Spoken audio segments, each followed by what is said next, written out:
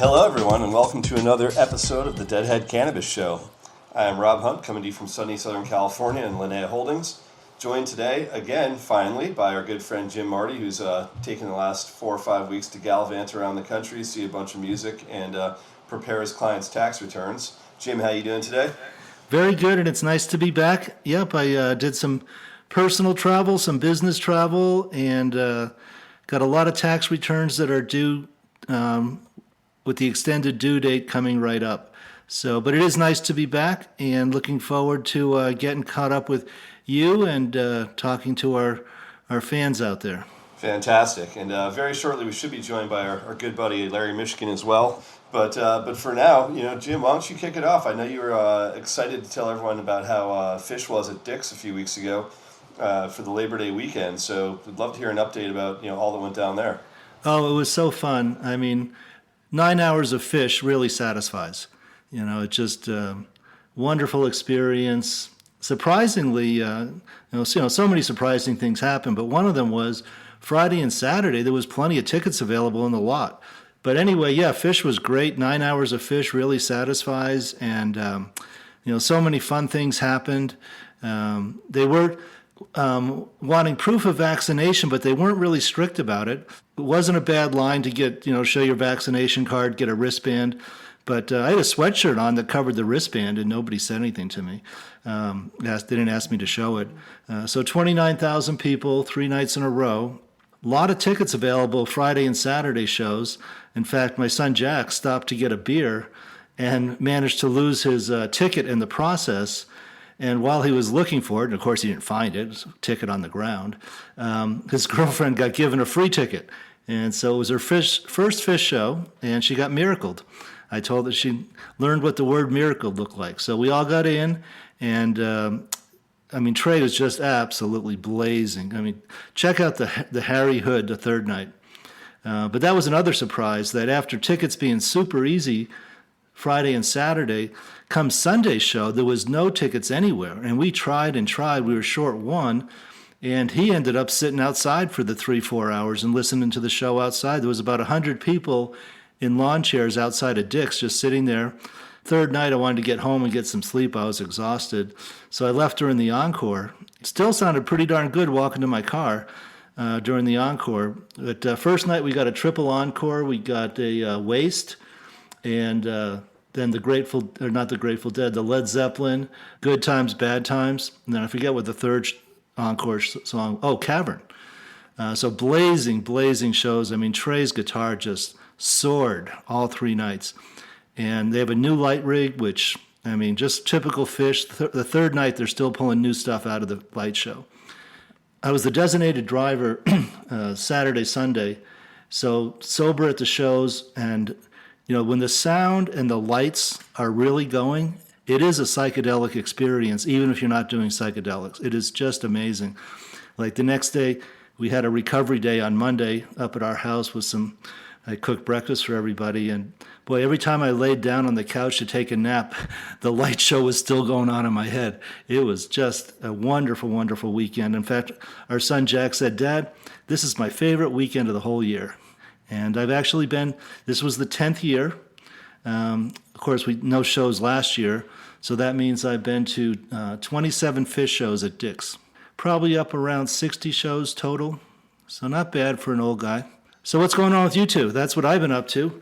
Well, I'll start by saying Gemar Shatima Tova to our good buddy Larry Mishkin. So glad you're able to join us today, Larry.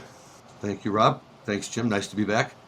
So, Larry, I know you were out for a couple weeks as well, so congratulations on the wedding as well. And nice to have the whole team back. It's been really fun for me to actually hold it down for a few weeks without the two founders of the show on here. So hopefully you guys get a chance to check out some of the things we covered over the last few weeks. But I'm pretty fired up going into the fall right now and thinking about all the stuff we've got going on and everything that's happening in cannabis right now and everything that's happening musically. I think we're all probably looking at some shows coming up. Obviously, I think, Larry, you were at Wrigley, right? Yeah, we've got, by the time this airs, it will have been this past weekend, but Friday and Saturday at Wrigley Field. Very excited. Got some buddies who just saw the show in St. Louis the other night. Was getting rave reviews for the set list and the way they were playing and sounding. So, sure, very excited to go out. It's always nice when you have a show you can just hop on the L, cruise down there, don't have to park, nothing. You're in, you're out. It's very nice. Yeah, and I've got Trey Band coming up on Saturday night in Boston, so that should be pretty fun as well. So I think between all of us, we're doing okay, guys. Yeah, Dead and Company just added 2 new shows to Colorado. Oh yeah, where? Red Rocks. Nice. Yes, the 19th and 20th of October, followed by the originally scheduled show at Fiddler's Green. So we'll actually get to see a Grateful Dead show, Dead and Company show back at Red Rocks. I think we're going to talk about some 1987 shows, which was the Dead's last year at playing at Red Rocks. We'll catch up with that a little bit later in the show. But yes, and then tomorrow night I go see Phil and Friends. So yeah, lots of good music happening, lots of good stuff going on. People seem to, especially, I think college football and pro football's kind of showing us the way back to large groups of outdoor get-togethers without a lot of serious issues. So yeah, nice to be back. So which version of Phil and Friends is playing that you're going to see? I don't really know. It's going to be kind of a surprise to me. I'm not quite sure who's in the band with him, but he plays in Vail, and then Dillon is a new venue that everyone's been saying is just absolutely beautiful. So this will be my first time at that venue. And then Saturday, he plays 5 miles from my house in Lyons, Colorado. Wow, can't beat that. Yes, unfortunately I can't go because I have a wedding that day. So I got weddinged out too, Larry. That happens too. That's probably about the only thing that would keep me from a show. Pretty much. Wedding or a funeral, I guess, right? Otherwise, it's kind of hard otherwise. But no, that just sounds great with Phil. I noted that when he is going to do his shows on the East Coast, he's doing 3 separate 3-night runs and changing the group. And of course, the first night he's playing with the quintet with Jimmy Herring and Warren Haynes and John Molo and Rob Baracco. And I happen to love that group, although the second group, I think, has Larry Campbell and Joe Russo on drums and somebody else who I can't recall off the top of my head. But I think they're going to have some really, really fun groups out there. That would be great to head out to the Capitol Theater. I know we've been focusing a lot on it this year in terms of talking shows and everything. But I think notwithstanding everything else, I'm just going to keep my eye on where things are at, given the size of that venue. And quite frankly, I'm curious to find out if Phil is going to walk in there, at 81 or 82 years old, and play 9 nights in a very, very small place. It would be great if he does, but I'm waiting to see. Yes, I'm looking forward to seeing how Phil's doing. It's been a couple of years since I've seen Phil and Friends. I have actually a kind of a fun Phil and Friends story of a few years ago when he was playing at Red Rocks. And they actually let us in during the sound check. And there's Phil up there with his, I forget who was in the band with him that particular night, but there's Phil with just a white T-shirt on. We're sat down in the front row for sound check. And then a little while later, they came back out. He had a nice cowboy shirt on and ready to go. And that night, they played so late that all of the workers at Red Rocks left. And it was just us and the band past midnight at Red Rocks. Oh, okay. It's kind of nice. Parents go to sleep. You get to stay up and play. So should we talk about what's happening in the world of cannabis this week? Anything exciting that you've been hearing about, Larry? I got to tell you, I've been on the move so much that there hasn't been a lot to focus on, except there's more lawsuits being filed in Illinois, so the licenses that they just issued have all been put on hold while we go into, I think it's now round 3.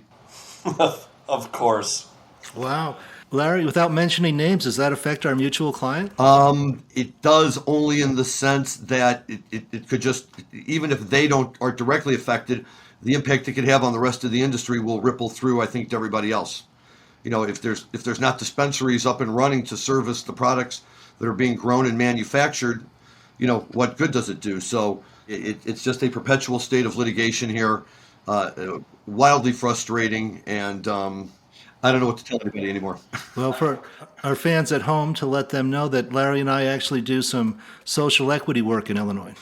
Correct. We have a group there that Jim and I are working with, and that's the unfortunate part about it. It doesn't matter who your group is, and even if you're working with a legitimate social equity group, as opposed to one of the many manufactured ones that have been used around here, you still get caught up in the same net, if you will, that is slowing everybody else down while these new cases come in and make their way through the court system. But we're going on a year and a half without any of these licenses, really being officially issued, finally issued, and people being able to come online. And it's just a shame for the market as a whole. It keeps prices higher than they need to be, it limits availability and selection, and it's not the way that the market was originally intended, and it's disappointing.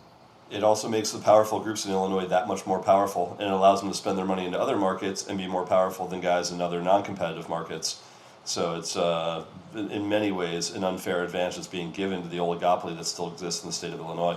Well, that's true, and I try to take a even-handed and smiley face approach when we talk about the Illinois industry, but I don't think that can be ignored. I certainly believe on one level or another that the group of the original medical owners who now, as you say, the ones that have formed into multi-state operators and are really controlling Illinois and a lot of the other parts of the country, are starting to wield their political influence a little bit. And it doesn't take much in Illinois to slow things down already. And I'm sure that some well-placed lobbyists can probably slow things down a little bit more. And why not? That's a very small group of guys. And last year they divided up $1.2 billion. This year is expected to be maybe twice that much. So, it would. I think that we all agree that the market would be a much better place for the consumer if we could get these other licenses issued and these stores up and running. But unfortunately, not everyone in the powers that be see it that way. Well, which brings us to another subject that Rob wanted to kick around. It perpetuates the illicit market, right, Larry? It does perpetuate the illicit market, Jim. These prices are higher than they have to be because these people have no competition. So they're not willing to bring their price down. The state isn't yielding on its tax. And, you wind up paying sometimes double, if not more, what the street price would be for some of these products. They're already paying significantly more than the patients pay at the medical dispensaries. But for anyone who has a connection or a guy or somebody who knows somebody in California or Oregon or wherever who can get regular access to product from there, it's going to be tremendously better in quality, and it's going to be significantly less expensive. And that's killing our market. Sure. Yeah. Rob, what do you see going on in California? Yeah, man, you're getting all sorts of reports about these massive busts that are happening. There was especially, a lot of attention paid recently to the one that happened in the Antelope Valley outside of Lancaster in the Palm Desert, which, they claim netted almost $1 billion worth of cannabis. Obviously that's always inflated to street prices, so I always take it with a grain of salt when they talk about how big the bust was or what the value of the bust was. But the fact of the matter is, there's still no shortage of illicit cannabis being grown in the state of California. And, some of it stays here, but a lot of it still goes out of state. And the problem that I'm seeing out here, and we've been seeing now for a while, is because, A, California's restrictions on prosecuting illicit cannabis are so loose at this point, which, I'll tell you, for years and years and years, I was such a big supporter of decriminalizing and trying to make sure the penalties for, cannabis possession were really, really minimal. But now that you can actually be a legal operator and you can actually participate in a legal market, and now you're basically encouraging illicit activity and saying, okay, we're not really going to punish you if you guys actually go in and do something that's against the market we've created for you on the legal side. I start to feel a little bit differently going, if you guys can't get together and be a legal operator, then you should have some sort of punishment attached to it. So what you're seeing is there's no motivation for people not to be on the illicit side. And when they do get popped, oftentimes the law enforcement agencies that are popping them have no idea whether or not these guys are legal or illegal, and they're reticent to actually even go in there and do their jobs because they can't tell whether or not these guys are going to have a cause of action against the police department or against the city. So you see a bust like the one we just saw, and you think, okay, that's got to make a major dent in the illicit activity in California. And the fact of the matter is, it doesn't even come close to scratching it. So they put the value of the illicit activity just in California as far as domestic sales in the state of California at $8 billion last year versus $4 billion on the legal market. So if you think California's a $12 billion total market, 2/3 of it was still on the illicit side. But that it pales in comparison to how much of that cannabis is being shipped out of state and how much that accounts for, let's say, Chicago's illicit industry. So if Illinois' industry is pushing $2 billion this year in the legal market, it's probably pushing 6 or 7 in the illicit. But the vast majority of that's not grown in Illinois. It's grown in California, it's grown in Oregon and Washington, but primarily California. So you have to think that California's illicit exported part of this industry is probably pushing $35-40 billion a year right now. And there's very little that's being done to stop that because there's really no penalty to prevent it.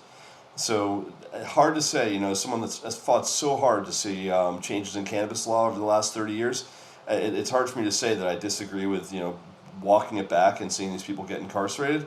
But at the same time, I just don't think it's fair to the legal growers and everyone else in all these other states that are fighting hard to play this game correctly to watch someone else take their market share. And Rob, chime in, but I think it's not just cultivation in California, that the brazenly open retail establishments totally unlicensed. To an extent, Jim. I mean, that's definitely been curbed quite a bit in the last couple of years. Since the enactment of, kind of consolidating all the laws in 2018 and really implementing them in the beginning of 2020, we've seen most of what, the quote trap shops get shut down.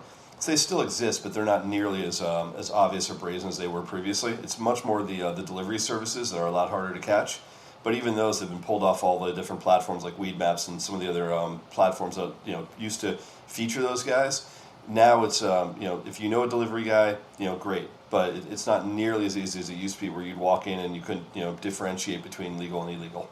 I'd like to think that it won't be long, maybe 3 or 4 more years, and we'll have an industry, maybe a little longer. Have an industry where it truly is just the legal side of the industry that's running this, and hopefully there'll be room for everyone, social equity, mom and pop, and big business. And if there is, I'll be delighted.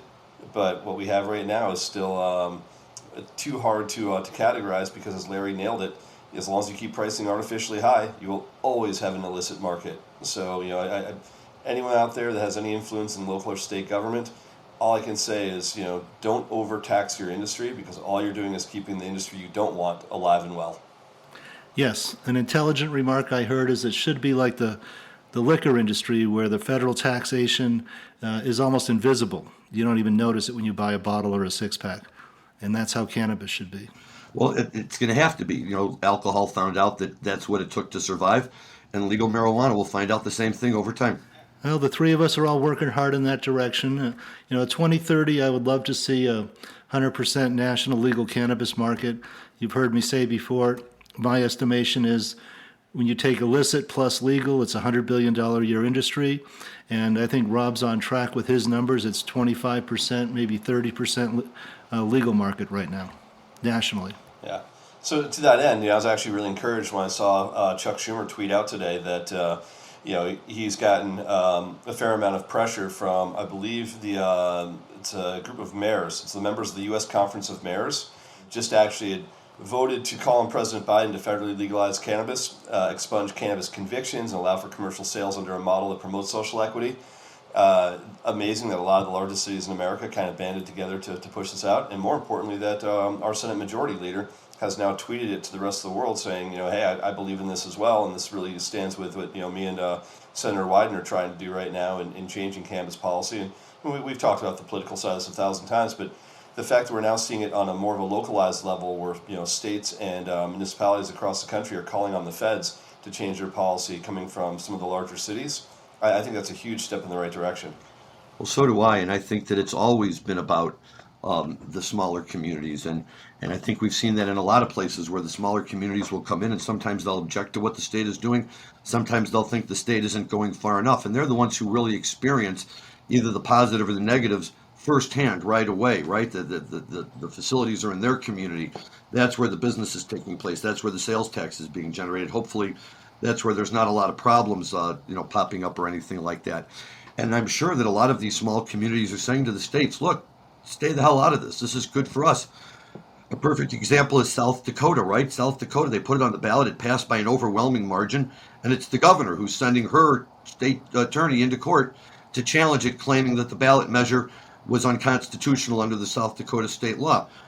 To me, that's ridiculous. Here's the people of this state who she gives lots of credit to for having the right kind of homespun values to fight off the coronavirus. But when it comes to marijuana, she questions all of their mentality and the fact that they would vote for it because it doesn't fit into her political view. Come on, Christy Nome, you know exactly what she's going to say before she says it. She's unbelievably predictable in whatever it is she's going to say to make sure that it fits with the narrative that she's trying to project, specifically because I think she's got greater political ambition on sort of the far right side of the Republican Party. Yeah, I agree with that. But it's just we see situations like that, and we say I've heard Chuck Schumer talk about the fact that it may not be politically the right time to bring his bill to vote on the floor. That everything is so tooth and nail these days. They're all fighting for everything they can get and any legislative victory they can get. And I understand that process, and I think both parties can play that game equally well. But it's frustrating that anybody would be playing games with this right now, and that everyone should just be willing to let it go forward, and everyone should take credit for it on the right, on the left. they can all take credit for it. That we're moving this industry forward. We're finally opening up banking. We're finally getting rid of 280E, and we're not going to penalize people for being in an industry that's otherwise completely legal and not harmful and any of the other things that we're worried about. And it would be nice, that just enough already. Let's just move forward with this, because quite frankly, I think that once it's legalized, and I think once there's a federal plan for it, it's going to improve a lot of things in our life when we all don't have marijuana to kick and scream about anymore. You know that I always say that I'm an incrementalist. Like I strongly believe that for this to happen, it can't be these massive sweeping changes. It's got to be the little death by a thousand cuts of getting rid of prohibition. And I think one of the things we saw come out this week that was interesting, or this last week, was the fact that in Canada, Circle K stores are now going to start selling CBD products, which doesn't sound like a big deal. I mean, CBD is everywhere. It's in every bodega you can think of. But it's not in any major chains like a 7-Eleven or a Circle K now. And to think that that's one of the two biggest convenience store chains in the North America that's now embracing CBD, that means that every single time anyone walks into one of those stores, it's going to be front and center that they see a cannabis-based product. That to me it's still significant. Whether or not it moves the needle at all, I think it's just anytime you can socialize acceptance of cannabis one little bit further, whether that changes 0.1% of people's minds, that to me is a major change. Normalization is the key. It's always been the key, I think. And it's still the thing that's holding this industry back, because no matter what people say about it, there's always going to be a group of people out there who are going to tell us why it's bad, why it's wrong, why it's morally bad, why it can never be a part of our society. And we're not going to change their minds. We just have to change everybody else's minds so that these folks can, howl into the wind all they want. And at the end of the day, we just sit there and say, thanks, move out of the way, and our smoke won't hit you when it blows downstream. But that's where we are. We still have people yelling and screaming about alcohol, but now alcohol stores are open on Sunday. When I was growing up in St. Louis, nothing was open on Sunday. So, little by little, I think we move towards a more secular-based decision-making process, but there's always going to be a little morality thrown in, and marijuana is always going to be a hot topic for people along the morality line.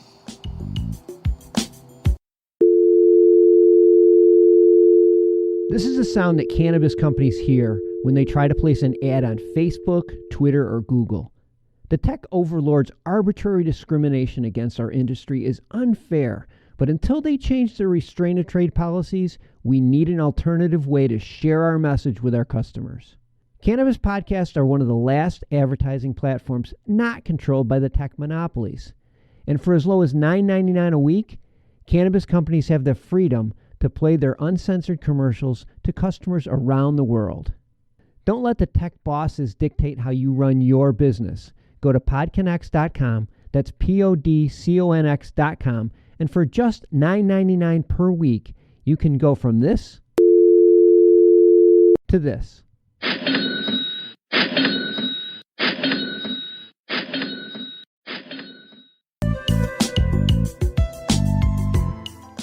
Yes, I remember we used to call them our Sunday beers. Remember, you have to save your Sunday beers because the liquor stores were closed on Sunday. Right, exactly. Well, I think that's a great segue to kind of how we feel about the Grateful Dead as well, which is again normalization and bringing people over one at a time. And there's times that you get people that swore they'd never get into jam bands of the Grateful Dead, and then you play them a tape or play them a show that would kind of change their minds. And once in a while, you would get sweeping change. You get a piece of legislation in cannabis that really does change things. And once in a while, you get a show in the Grateful Dead world that anyone that wasn't sure whether or not they're a Deadhead would hear a certain tape or see a certain show, and it would completely and totally change their minds forever about how they felt about that band. And I think today's show that we're going to cover, which for me is no secret again, I'm probably the biggest 9/18/87 fan you're ever going to meet. I'm a huge MSG, New York City Grateful Dead fan as well. So when you put the two together and you think about shows that really changed kind of how I this is before I saw the Dead, and if there's anything that made me want to see them more than anything in the world was listening to this show for the first time when I was a 15-year-old. But I'm guessing you guys all have familiarity with 9/18/87. Is that right? That is true. And just to be sure, I went back and listened to it again when you were so kind enough to send us the link. Yep, 87 was a great year. It was. I think that was, for Jerry, it was post diabetic coma. He was back, and for a while there, I know that he was. I always laugh for a while. Right? They sold the T-shirts, the Fat Man Rocks, with Jerry, little sketch of Jerry all kind of puffy in the Michael Jordan Jumpman pose. And then when we got to this point, it was the Fit Man Rocks, and they showed him a little more slimmed down. And the story was that Jerry was drinking carrot juice and wasn't smoking anymore, and had cut out hard drugs and was really going to bring his game back around. And certainly for this period of time, the shows I saw in 1987 were all outstanding. And going back and listening to some of this music, it was definitely a big time for them. And unfortunately, it didn't last for Jerry. And little did we know in '87 that the band was really just a few years away from kind of turning into the group that took us out of the home stretch, which was always still fun and a great band, but incrementally, I think just always kind of lost something along the way. But there's very little argument that this 9/18/87 show is an outstanding show. Rob, I know you like to always focus on the second set of it, and it is just an absolutely tremendous second set that just kind of seems to go on forever. What I like about it is, at the end when they're doing the La Bamba and Jerry, just breaks out into the chorus and he just is growling out that Spanish, and he says it, he's singing it, and as you were talking about before, I wasn't at the show, but I can also almost imagine Jerry up there with kind of like, the rubbery knees bouncing back and forth at the microphone as he's belting out that tune. Yeah, I think we actually even have a clip of the second verse of that La Bamba. If Dan wants to cue that up for us, I think you might have that available.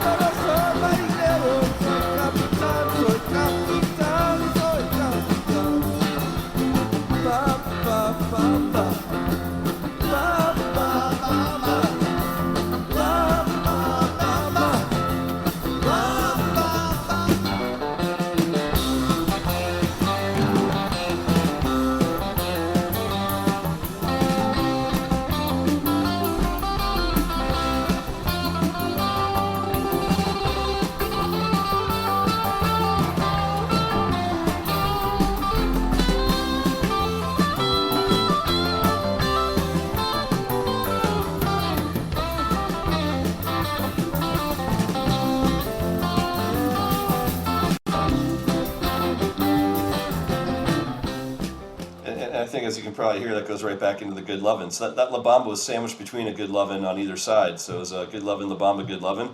But just the fact that you're able to take that sort of Good Lovin' riff, transition into like pure Spanish guitar, and just tear it apart like that. I mean, this is the height of like when Los Lobos was actually like a top 40 hit with La Bamba.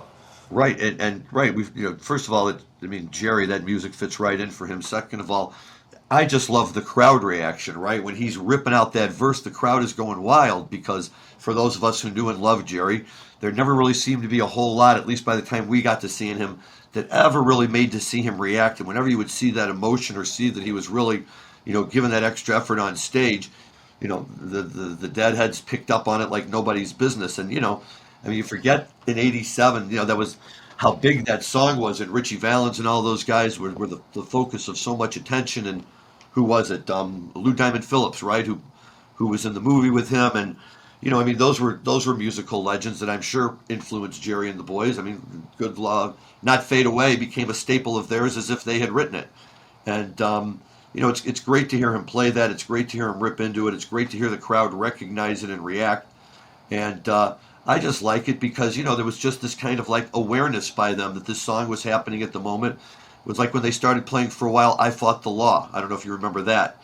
But they had a period of time where they were singing I Fought the Law, and they had slowed it down so much that, it took a little while to realize what they were doing. Or they also, in the late 80s, were doing for a while Louie Louie, which again was like being done so slowly that you actually had to hear the chorus to appreciate what they were really singing. But, the fact that these songs were out there and floating around, and that they would pick up on it and play them from time to time, I thought was great. Just showed Jerry's love of music, and if he heard a tune he liked, he wanted to play it. Yes, well, I have a few comments. Going back to the Labor Day weekend's Phish show, and did all 3 nights with our son Jack, who was on the show a few weeks ago, and during some absolutely blazing Phish jams and Trey soaring guitar, he said, "Dad, was it ever this good with the Grateful Dead and Jerry?" And I said, it was a different time, a different place, but yeah, the Grateful Dead had its moments, just like we are here when, the music and the crowd and us and where we're at headwise, we're all on the same page. And we definitely had those moments with the Grateful Dead. as well as Phish now. Look, another time's forgotten place, right? But yeah, the biggest, I've been to Phish shows and I've seen, Phish shows where Trey really takes the crowd and the band and everybody to another level. But I was in Hampton Coliseum in 1986 or 87. When was it when they broke out Box of Rain? 86. I'll just tell you that there's just nothing can compare to that. Maybe the St. Stephen in 83 at the Garden, but the moment when they just, or forget about that, one night at Red Rocks when you're there and whatever, it doesn't matter what they're playing, and they had me on the moon with them, and it just, I laugh when I hear that, not in a bad way, but because I know people who love Trey are like, wow, this is amazing. What else could there have ever been? And it's like, well, there was Jerry. Right. Well, having given that some thought, I think some of the magic moments for me when the band and the music was really rocking to about the same level where Phish is now would be when they would roll out of the other one. And that thunder out of the other one. We're all on the same page. Oh, yeah. Any of those, they would just have those moments for a while where everybody was hitting the right note at the right time. And, look, that's what we all do. You go to 10 Dead shows for that one show where they're off the charts. And the other ones, you say, these are great. I'm having a good time anyway. But, everyone's always searching for that, that magic moment when it all comes together on stage, and the Dead were able to generate it often enough that, they kept the fans coming back and back. Phish does it too, there's no question. And I love watching it when Phish does, but some of those Dead moments when, boy, they just had the entire place, the whole Syracuse Carrier Dome moving as one, and it was a little bit amazing. That, talk about a night when you fell in love with the Grateful Dead. For me, that was it. 1982 Syracuse Carrier Dome. I'm like, there can't be anything better than this in the world. You talk about seeing 10 to see that one, and then you talk about seeing 100 to see the real one. And I think about 1987. I think about the after space part of it. As you said, I concentrate on the second set a lot more than I do on the first. And even the pre-drums, where it's basically just a three song pre-drums. The Shakedown's awesome. The Women Are Smarter's decent. The Terrapin's decent. But then they come out of space, and they're on straight fire the rest of the time. The Going Down the Road's amazing. The Watchtower is one of the most blistering Watchtowers that they've ever played.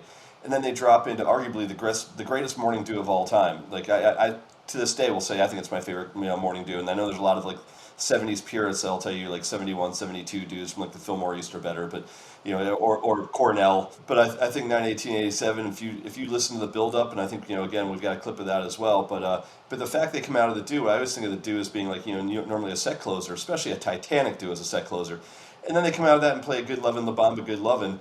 Afterwards, the energy going all the way through that. They could have ended with the Dew, walked away, and everyone would have been like, that was one of the best shows I've ever seen with just 4 songs out of space. And that's always the beauty of that Syracuse show that I was talking about. They came out of space and they wound up throwing 2 or 3 extra tunes in, and they just kept going and going and going. And those are the nights, because if they're throwing those extra tunes in, my feeling is they're having a good time, right? They know they could walk off the stage after the Dew and everybody would be fine. But they decide, we're having too much fun. We want to stay up there for another 10 or 15 minutes and really rock everybody out. God love them. They do it. And, that's the beauty of all of these tunes. On any given night, they could play Morning Dew. And if Jerry was into it for the moment, it could automatically become, a top 5 Dew. And those are the kind of tunes that could do that. And even before the space, you're right. Look, 3 songs in and out. But if you're going to have 3 songs in and out, Shakedown, Street, Women Are Smarter, and Terrapin are not 3 bad songs to have. Yeah, I agree. Whether it's Phish or the Grateful Dead, we're so lucky to have this. Very small part of the human race gets to experience what we experience. Hey Dan, do you have a clip of that Morning Dew? 'Cause I'd love to hear a little part of that as well if we can. Where have all the people gone, my honey?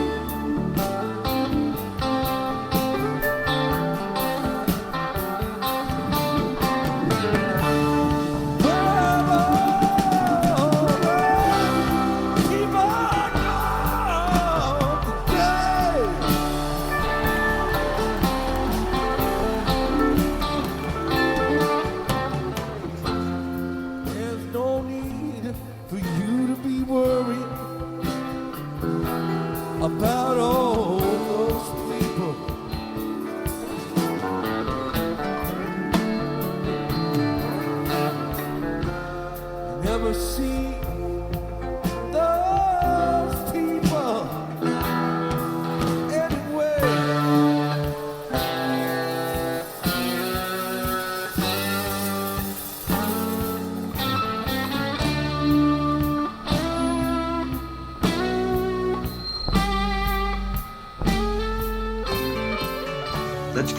hard to deny. If it's not, look, it's all subjective. Whatever one's people's favorites, whatever one isn't.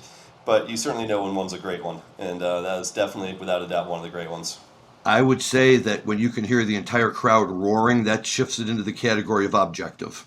Yeah, and when you think that it was also when Brent Midland was laying into the keyboards like he was, into that, just to fire up Garcia as he goes into it. Like anytime you can get Garcia growling and barking, which is rare, you got a bit more of it as towards the end you were getting it in So Many Roads and on Standing on the Moon and a couple other tunes, but I'd still say that for any purist, an Amazing Morning Dew, was kind of the pinnacle of all of it. It was Jerry's signature tune, and when he was on and playing it great, it could save a show, it could make a show, it could do anything, and that's just a great example of it. And again, right, you can hear the crowd roaring its appreciation for this guy.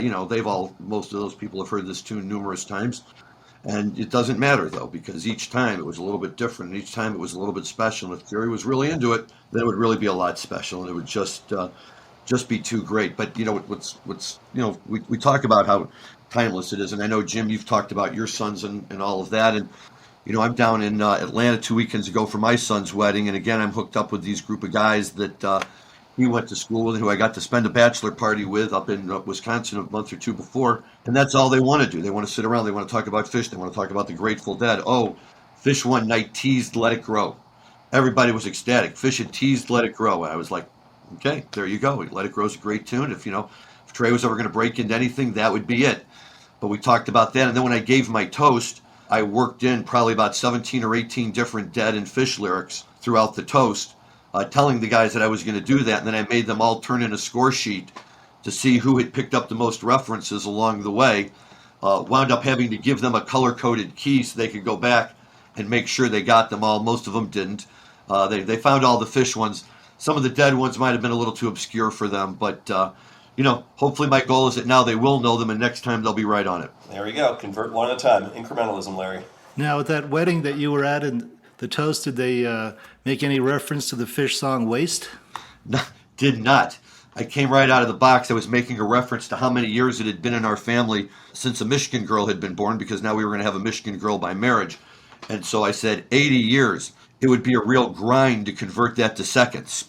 So I, figured that I would just start off right off the bat trying to, dive in and capture a little bit of that Phish magic. The one time we heard grind, and it took me a while to understand that that's what they were doing, basically, right? Counting the seconds that they've each been alive in their a cappella fashion.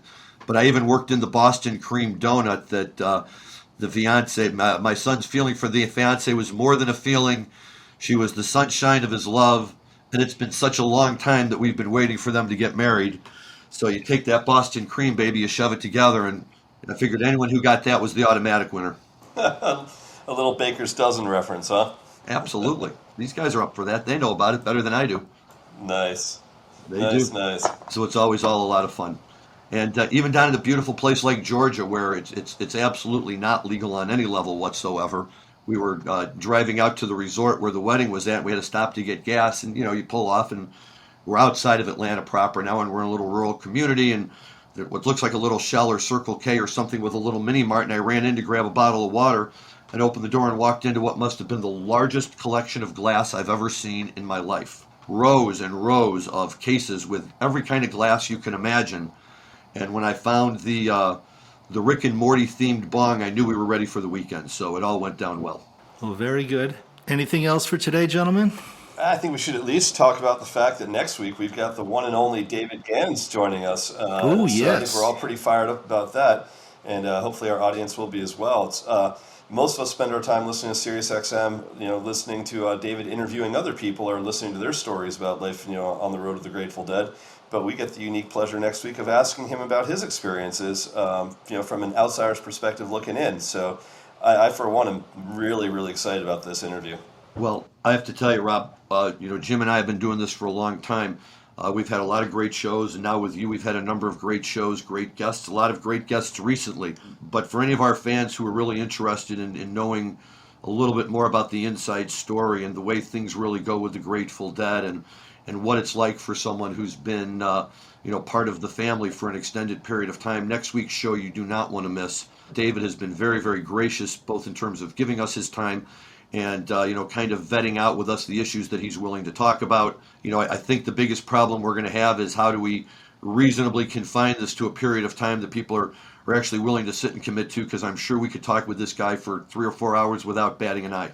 I can tell you it's just been a lot of fun, Larry, with you and I just getting to go back and forth with him by email to kind of talk about prepping for the show next week. So even that, where I'm like, oh boy, this is fun, back and forth with David Gans on a handful of things. So I'm really excited. Hope everyone joins us. But until then, Rob Hunt signing off, and we'll see you guys next week.